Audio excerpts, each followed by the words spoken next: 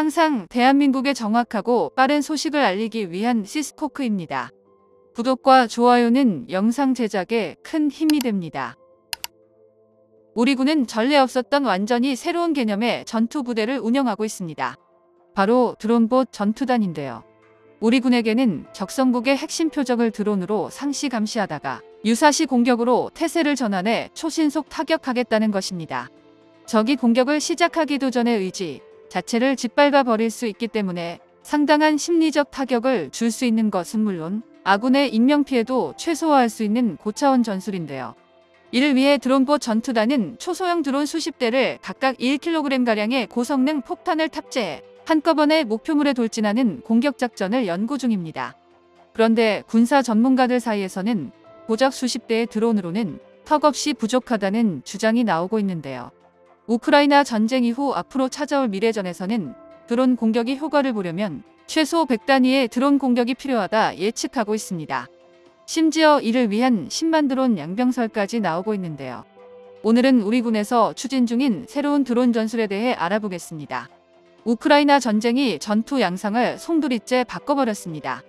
드론 공격은 고폭탄이나 수류탄을 매다는 식으로 자폭 드론을 개조한 민수용 드론은 조종 난이도까지 낮아서 최일선의 병사들까지 손쉽게 운용할 수 있다는 게 장점이었는데요.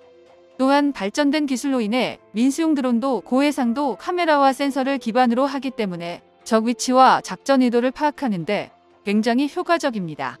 더군다나 우크라이나 전쟁은 인터넷 등의 통신 활용을 제한하지 않으면서 드론을 이용해 실시간으로 정보를 전달하고 이를 지휘체계에 통합할 수 있었는데요.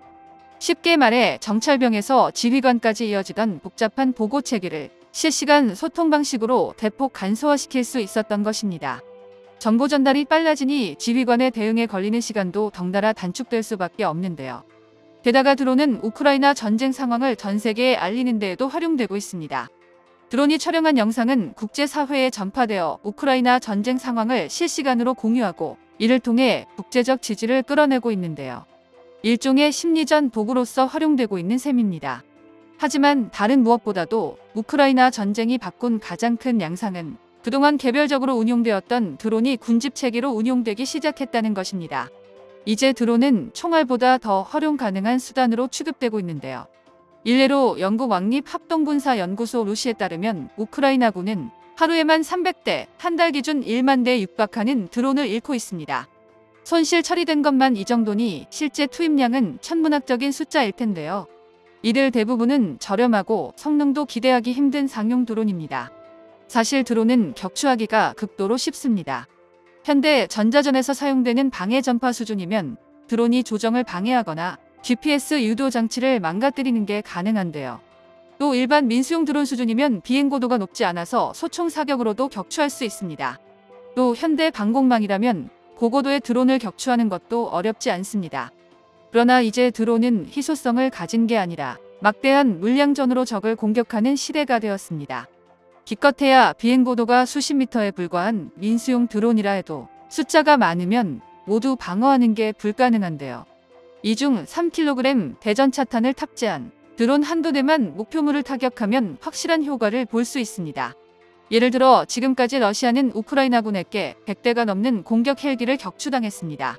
게다가 이 중 절반이 넘는 50대는 최신의 기종이었던 KA-52 엘리게이터였는데요. 이게 가능했던 건 맨패주로 이루어진 우크라이나 군의 빽빽한 방공망 덕분이었습니다. 물론 우리나라처럼 산맥을 방패로 삼거나 협동이 가능했다면 피해는 훨씬 적었겠지만 우크라이나는 대부분 지역이 평지로 이루어져 있고 러시아군은 헬기 같은 고기동 무기체계와 합동이 가능할 정도로 전술 수준이 높지 않았는데요. 하지만 공격 헬기 진입에 앞서 드론이 투입된다면 얘기는 달라집니다. 사실상 24시간 머리 위에 떠있는 드론은 적군의 위치를 추적해 실시간으로 방공망 상태를 보고할 수 있고 순식간에 참호 속에 숨어있는 맨패즈에게 수류탄이나 박격포탄을 투하할 수도 있는데요. 이런 실시간 전방위적 공격이 군집을 이뤄 넓은 범위에서 대대적으로 일어난다면 정찰 범위와 타격 정확도를 기하급수적으로 높일 수 있습니다. 드론 군집 운용은 저렴한 에너지를 적게 사용하고 같은 작업을 여러 곳에서 동시에 수행하며 상황에 맞춰 집단 크기를 바꾸거나 일부가 망가져도 안정적으로 임무를 수행할 수 있습니다. 또 설령 만에 하나 군집 드론을 전부 격추할 수가 있더라도 이를 수용하기가 쉽지 않은데요. 기껏해야 100만원 선인 민수용 드론을 격추하기 위해 수십 발의 포탄 미사일을 사용한 건 도저히 수지타산이 맞지 않습니다. 군집 드론을 상대해야 하는 입장에서는 막대한 인적 물적 자원을 투자해서 완전히 소탕해버릴 수도 없고 놔두자니 피해가 막심한 딜레마에 빠져버리는 것인데요. 실제로 미국은 바로 이런 점 때문에 군집 드론 연구를 활발하게 진행 중입니다. 미 공군에서 시험 중인 패러딕스 마이크로 드론은 총장 16cm 무게 290g의 작동 시간도 20분이 제한되는 초소형 드론이지만 FA-18 세대를 이용해 103대를 동시에 투하할 수 있습니다. 아직은 작은 크기 때문에 정찰 목적으로만 사용되고 있지만 기술이 발전한다면 타격 능력을 보유하는 것도 충분히 가능한데요. 또 미 해병대는 아예 부대 구조 계획을 통해 헬파이어 미사일 대신 저렴하고 장거리 타격이 가능한 자폭 드론을 대거 운용할 계획이라고 발표했습니다. 미 해병대 부대 구조 개혁안이 중국의 남중국해 진출 전략에 대응하기 위한 전략 구조를 담고 있다는 걸 고려하면 미국이 군집 드론 기술을 얼마나 핵심적으로 생각하고 있는지 엿볼 수 있는데요. 전문가들은 미국 못지않게 폭발적인 성장세를 보이는 곳이 바로 대한민국이라고 했습니다. 정부 주도로 드론 산업 경쟁력 강화 방안을 마련하며 2025년까지 국내 드론 시장 규모를 2조 원 이상으로 확대할 예정인데요. 실제로 국내 드론 산업은 2016년 704억 원에서 2022년 기준 4,945억 원으로 700% 이상 대폭 성장했습니다.